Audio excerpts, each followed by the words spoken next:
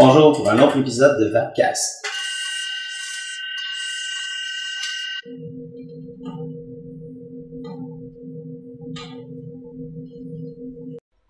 Bonjour tout le monde. Aujourd'hui à Vapcast, on va discuter d'un RTA, c'est-à-dire un Rebuildable Tank Atomizer, le Russian 91%. Donc, c'est une tank qui a simplement pas de caille préfabriquée. Donc, pour le faire fonctionner, il faut fabriquer nos propres cailles exclusivement. C'est un peu le même principe qu'un tank K-Fun, par exemple. Donc, ça, on va passer tout de suite à l'unboxing. Donc, comme vous voyez ici, on a la boîte du Russian 91%. Donc, ici, on a la tank elle-même.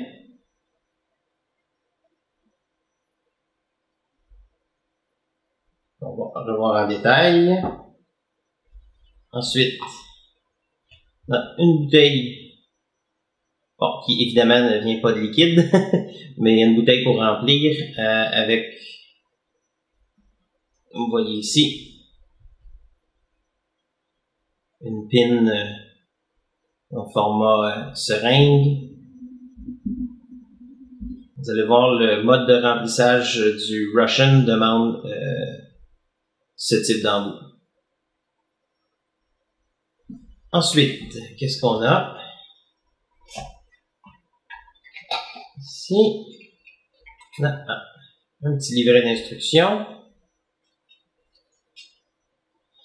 Bon, comme vous pouvez voir, il y a énormément de morceaux, mais on n'aura pas nécessairement besoin de tout défaire pour être capable d'utiliser le K-Fun, comme on va voir tantôt.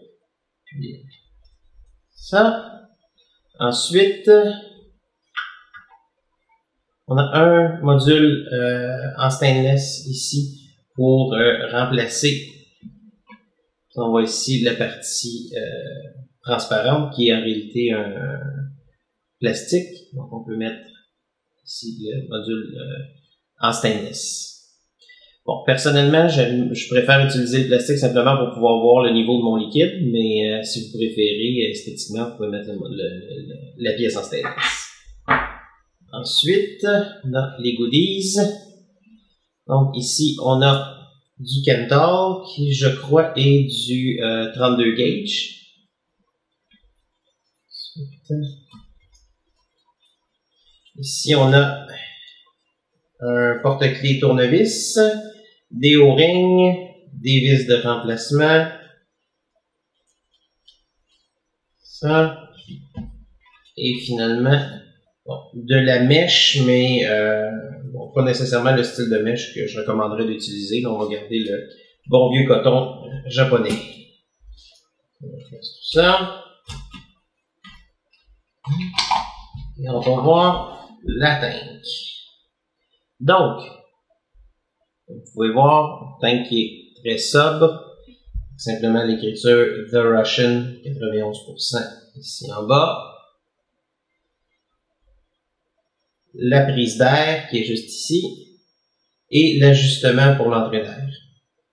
Donc, une des raisons pour lesquelles le petit tournevis va être très utile. Si on se rapproche un petit peu. Voilà.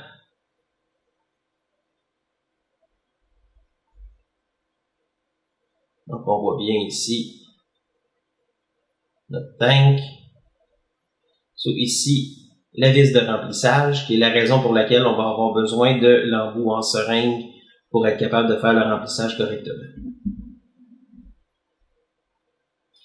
Donc, si on commence le désassemblage, on voit ici le drip tip, très petit, quand même très restrictif, mais puisque l'entrée d'air est pas énorme, si on veut, en bas, l'embout fait très bien le travail.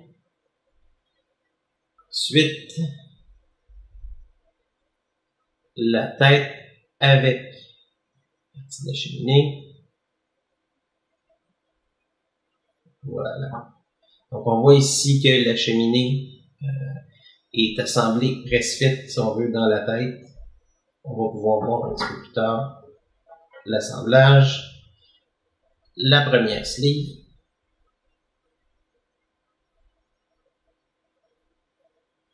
Voilà. Ça. Ensuite, la sleeve transparente au niveau de notre liquide.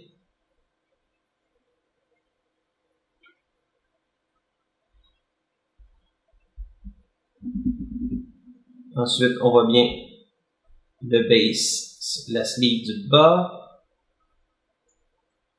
Voilà. On a maintenant le drum. Tirer pour voir le deck, qui, bon, dans mon cas, est déjà monté, où on a notre mèche et le caille qui est installé, avec deux postes ici, et l'isolant en pique qui est au fond. On voit pas très bien ici. Voilà. On peut voir juste ici, en dessous du poste positif, nos channels pour le jus ici, et le trou de remplissage juste ici. L'entrée d'air, on voit sur le côté ici, va comme un K-Fun être situé juste en dessous du corps.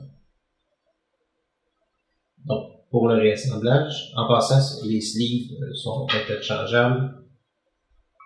C'est le drum. Ici, on fait attention à ne pas écraser le coton. Là.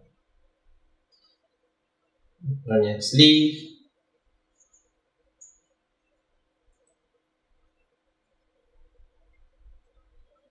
Et que le machinage est quand même très bien fait. Ensuite, sleeve transparente. En passant, si vous voulez voir, je vais vous montrer avec le sleeve de stainless le look que ça nous donne. Là. La sleeve du top.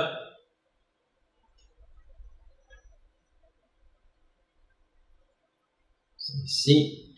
Et je vous disais tantôt la cheminée, si on enlève, on peut voir dans le fond ici, on peut aller la visser directement, mais pour ça, je vais vous montrer la sleeve d'en haut. Voilà. On va ici sur le dessus du drum. Voilà, comme ça. Sleeve du haut. On va ajouter le top cap. Et le drip tip. Donc voilà, ça c'est le look complètement en métal. Mais maintenant, moi, je préfère le milieu transparent pour pouvoir voir la quantité de liquide.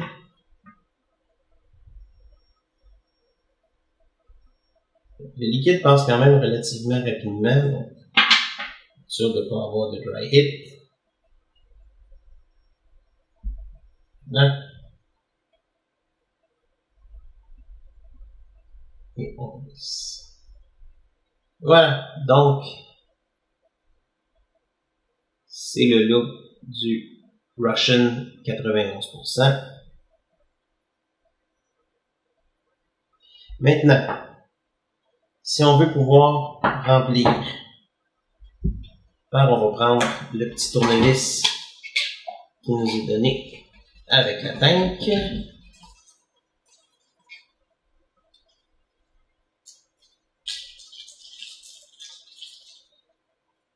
Ici.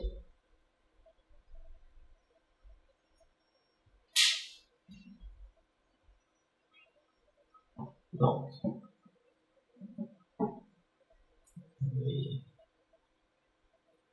liquide.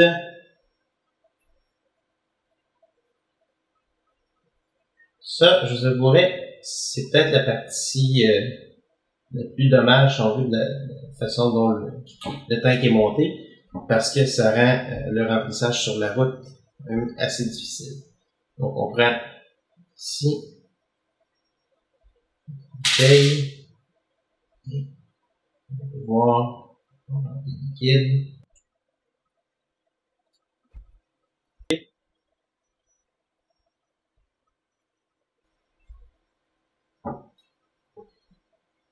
fois qu'on a fini de remplir, on replace la vis. Bien fermé, s'assurer qu'on n'a pas de fuite.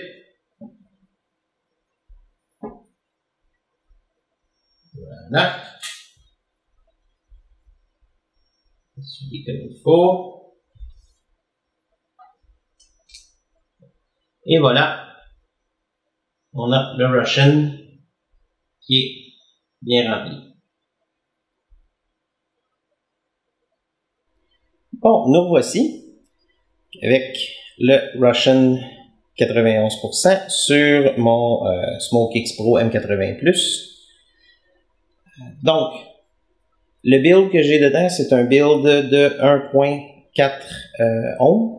Il est possible de faire des builds beaucoup plus bas, mais vu l'entrée d'air qui est quand même relativement restrictive, en tout cas moi personnellement, je préfère des builds un petit peu plus élevés avec ce genre de tank-là. Parce que des builds très très bas avec une entrée d'air qui est restrictive, ça peut vous donner des gouttes de brûlée quand même assez rapidement. C'est pas idéal, disons, pour le fonctionnement. Donc, je vous dirais entre 1.5 et 0.5 minimum, ça va être probablement l'idéal. Moi, 1.4, jusqu'à présent, c'était le build parfait. C'est pas des builds qui sont nécessairement faciles à réaliser, par contre. Le deck est vraiment pas gros. Et bon, l'assemblage, ça peut être un petit peu tricky. Je vais avoir une autre vidéo justement sur bâtir des cailles et l'installation dans différents setups, dont le Russian en particulier. On peut commencer avec un test de vape. J'ai là à 20 watts. Parce que, évidemment, bon, j'ai une résistance qui est quand même assez élevée. Donc, on commencera pas dans du wattage très, très, très élevé. Allons-y à 20 watts.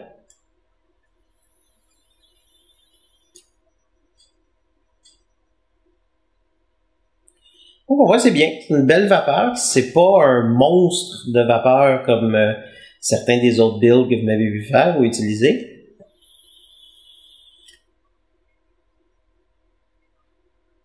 Mais c'est quand même une très belle production. La saveur est excellente, top notch. Là-dessus, j'ai absolument rien à dire de négatif.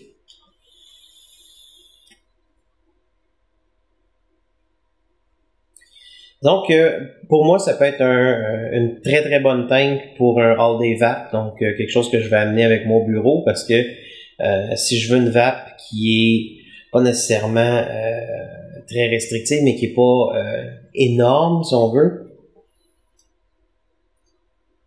Donc, je peux être très non-intrusif. Ou, si, bon, j'ai la chance d'aller à l'extérieur, quoi que ce soit, je peux me permettre de faire plus de vapeur. J'ai quand même une belle production.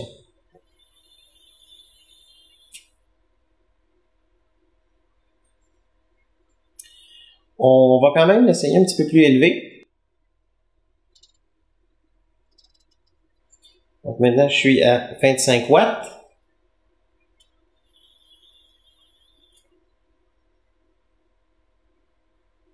Donc on voit déjà qu'il y a une plus grande production de vapeur. La vapeur est plus chaude. Le Russian a tendance à faire une vapeur chaude de base. Mais sûr qu'à 25 watts, on voit déjà la différence. Si je vais à 30 watts, d'après moi, va être à peu près le maximum pour ce build-là. Ouais, parce qu'on est déjà à 5.8 volts, donc...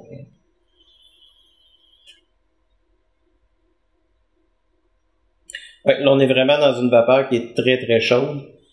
C'est pas à mon goût l'idéal. Le tank est capable de le faire, mais... je vais aller dans l'autre sens. On va aller à 15 watts pour voir le fonctionnement.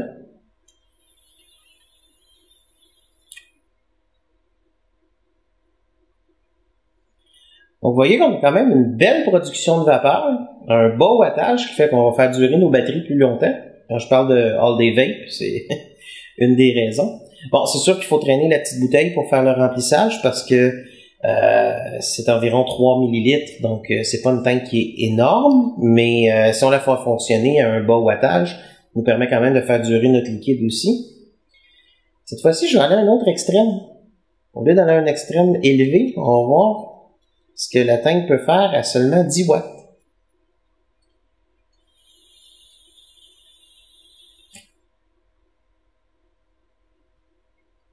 Vous souligner qu'on a quand même encore une belle production de vapeur. Bon, le goût est très, très diminué, donc c'est un goût qui est très, très léger à 10 watts. Je recommanderais peut-être pas de le vaper continuellement, mais ça fonctionne. Pour ceux qui veulent pas une vape trop intense,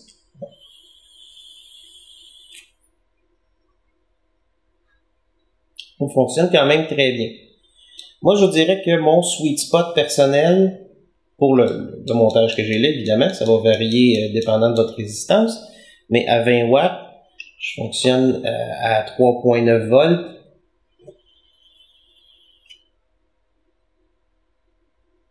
J'ai une belle production de vapeur, j'ai un goût qui est équilibré, qui est pas hyper intense, mais qui est quand même très très bon.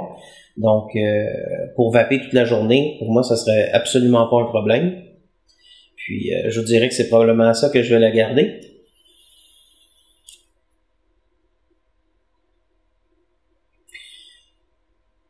Où ça se situe comme device? Je dirais qu'une fois qu'on a commencé à toucher aux tanks rebuildable, comme par exemple la Subtank ou la Subtank Mini, ces choses-là où on a un module RBA et où on prend goût à faire des builds, mais où on veut pas nécessairement tomber dans des drippers parce qu'on veut s'en servir durant la journée, on veut pas avoir à remplir continuellement. Le Russian est une excellente tank de ce côté-là. Ça nous donne la flexibilité de faire plusieurs types de builds, la flexibilité aussi de pouvoir vaper à différents wattages tout en restant raisonnable, ce qui veut dire que, bon, là j'ai un mode de 4400 mAh, ça veut dire que j'ai beaucoup de batterie, je peux me permettre de vaper à très haut wattage sans problème toute la journée. Mais pour la majorité des devices qui vont être je dirais entre 1800 et 2600 mAh, avec le fait qu'on peut rouler à des wattages qui sont peu élevés, ça va nous donner une vape toute la journée sans problème, sans drainer nos batteries. Donc c'est une tank qui a une belle flexibilité. Du côté des plus, je vous dirais le goût supérieur à la majorité des tanks. Veut pas, c'est une tank qui se rapproche un peu du principe d'un dripper, pas exactement la même chose, mais c'est similaire, ce qui fait qu'on a plus de goût que dans une tank régulière. On va avoir un goût qui va être équivalent justement à un Subtank ou un Subtank Mini avec le module RBA. C'est une tank qui, encore là, justement, la flexibilité de pouvoir faire nos propres builds, mais avec l'autonomie d'une tank. Côté des contres, bon, évidemment, la façon dont on remplit le Russian, c'est sûr que ça peut être décourageant pour certains parce que justement, il faut traîner la petite bouteille avec nous. C'est pas évident à remplir de quelque autre façon que ce soit. Ça se fait, mais je dirais que c'est un travail de moine pour pas renverser de liquide. Donc, il y a ça qui est un petit peu négatif. Et il y a l'airflow qui est bon. Mais il faut aimer une vape restrictive. Puis comme vous le savez, vous avez vu dans mes autres vidéos, j'adore les vapes où le airflow est complètement ouvert le plus grand possible. Donc, ce côté-là, même le airflow ouvert au maximum avec la vis d'ajustement, c'est bien, mais c'est pas tout à fait parfait. Le gros avantage qui vient compenser pour ça, c'est le fait que je peux vaper à l'intérieur avec une vape qui est non intrusive. Si je suis au bureau, par exemple, et je peux aussi avoir une vape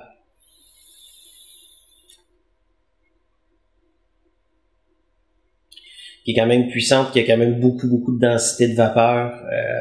Si je vais à l'extérieur, par exemple, où je vais avoir plus de goût, je vais avoir plus d'intensité dans ma vape. Donc, c'est une tank que je trouve qui est quand même flexible, mais avec ses restrictions au niveau du transport. Bon, c'est peut-être pas une tank que j'amènerais avec moi en voyage, par exemple, parce qu'il faut que j'amène plein d'autres choses pour pouvoir la faire fonctionner, dont la bouteille de remplissage, le tournevis, justement, pour ouvrir le port de remplissage, tout ça. Donc, pour une journée, aucun problème. Pour partir en vacances avec, je le recommanderais peut-être pas. Mais overall, bon, c'est une tank qui est pas donnée. Je dis, c'est dans la famille des Kayfun, donc c'est une tank qui va tourner autour d'une $100. Vous pouvez l'avoir des fois à rabais un petit peu moins cher, mais Ça reste quand même une tank qui va être plus dispendieuse que ce qui sort sur le marché présentement. Donc, si je la comparais, par exemple, au Subtank ou Subtank Mini, qui lui nous donne la flexibilité du coil préfabriqué et du rebuildable dans la même tank, c'est sûr que côté qualité-prix, on va peut-être en avoir un peu plus pour notre argent avec les Subtanks. Malgré que, côté performance,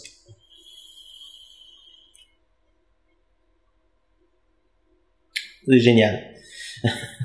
Une chose qui est intéressante que j'ai pas essayé encore avec celle-là, que j'ai fait avec le Subtank par contre et qui devrait très bien fonctionner, c'est des builds en nickel pour tirer parti du fait qu'on a un mode à contrôle de température qui va étendre encore la durée de vie de notre liquide, parce que pas un coil en nickel, lorsqu'on travaille avec du temperature control, j'ai remarqué qu'on va consommer beaucoup moins de liquide à wattage équivalent.